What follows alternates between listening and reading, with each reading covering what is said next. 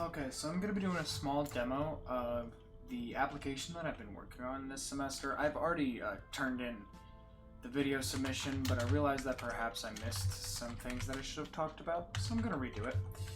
So I'm now running the server to bring the application online, and then we're going to go and we're going to open that up.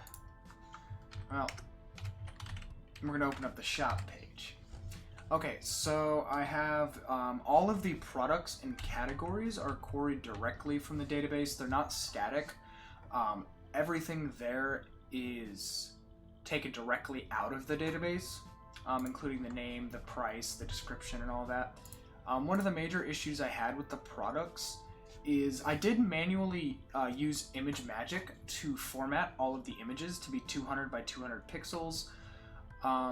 But regardless, it seemed to format them, even with custom CSS, to some weird aspect ratio that I couldn't figure out. So unfortunately, it does look kind of wonky, even though I'm using Bootstrap cards, which prior to adding these images worked significantly better. But so be it. So we have our sign up and sign in, which is my requirement ID 2. They both log the user in and out and allow you to register. So we can sign in as a new user or as a current user. So I'm now signed in, and you can see I already have something in my cart, and I could increase the quantity up to the amount of stock that the store determines that it has, which is 12. You can also subtract and delete the cart. Which is functionality or requirement 4, cart add, as well as cart delete, process payment, and check. And as for the payment, let's see, go to my cart.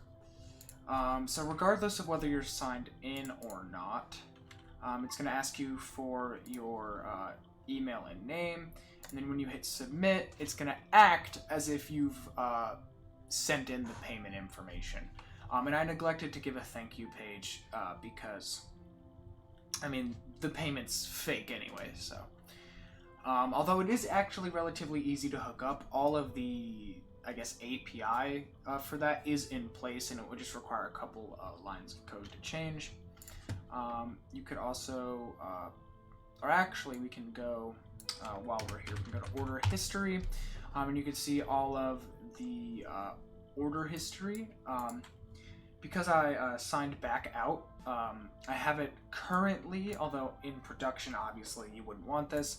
Currently, if you're not authenticated, it just shows all orders, that have been opened. And if I go to the admin page, you can see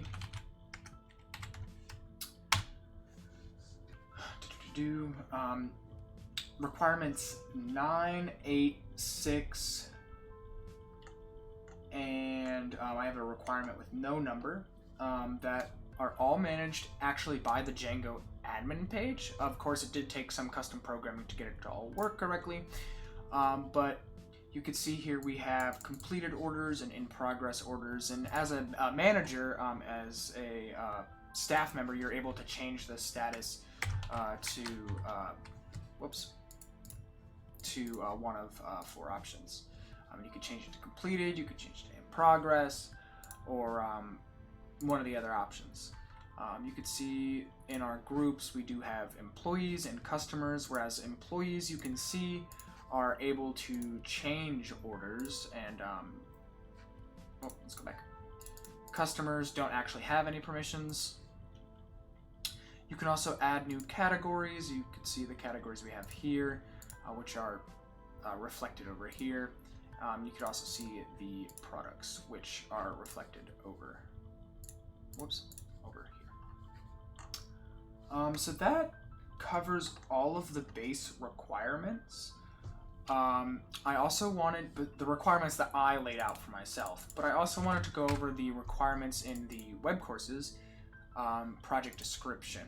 So let's go to our process of object-oriented class.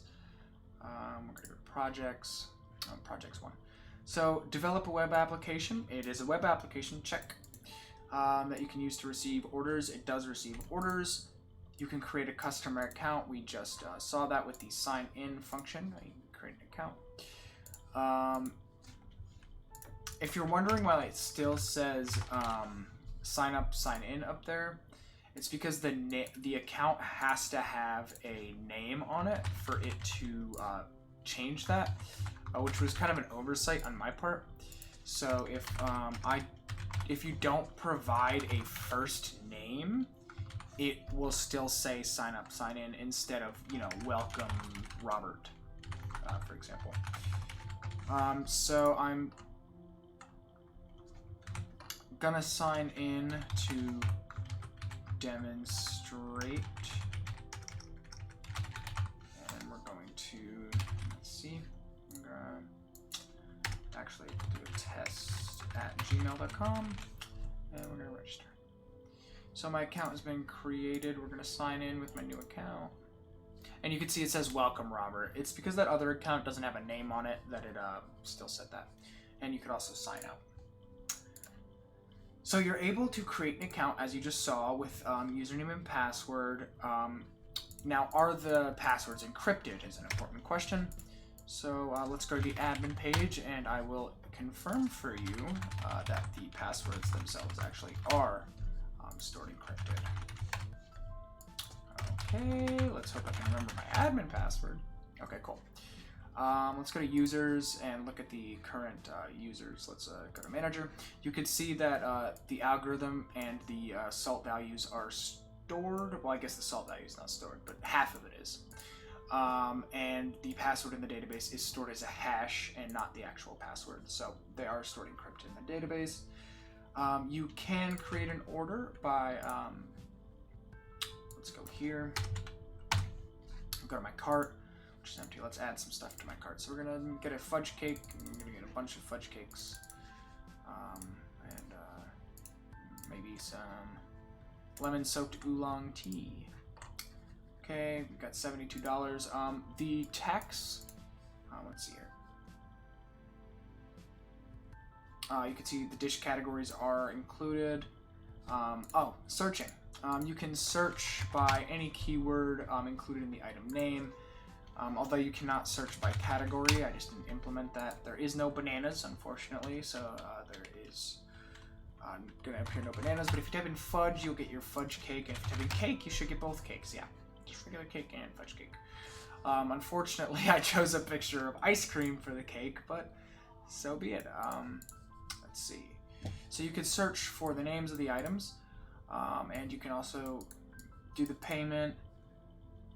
I did demonstrate the restaurant workers and the received preparing and different types of order statuses. The tax is included in the price of the item individually.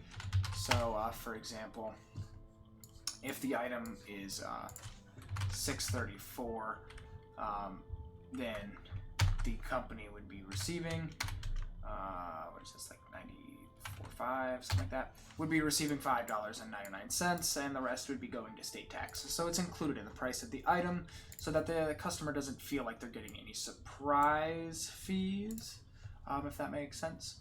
And there is no delivery or service charge, as stated in the file. So that's essentially the application that I've created, and just to show that the order does work, when I submit that in, if I were to go into the admin interface and go to the orders, you can see that the order I just placed is currently there with the quantity, and it's got all the information regarding the order. So yeah, that's my project. I spent a long time working on it, and although it does look a little janky on the UI, it is pretty robust on the back end, at least I think so. And yeah, thank you for checking it out.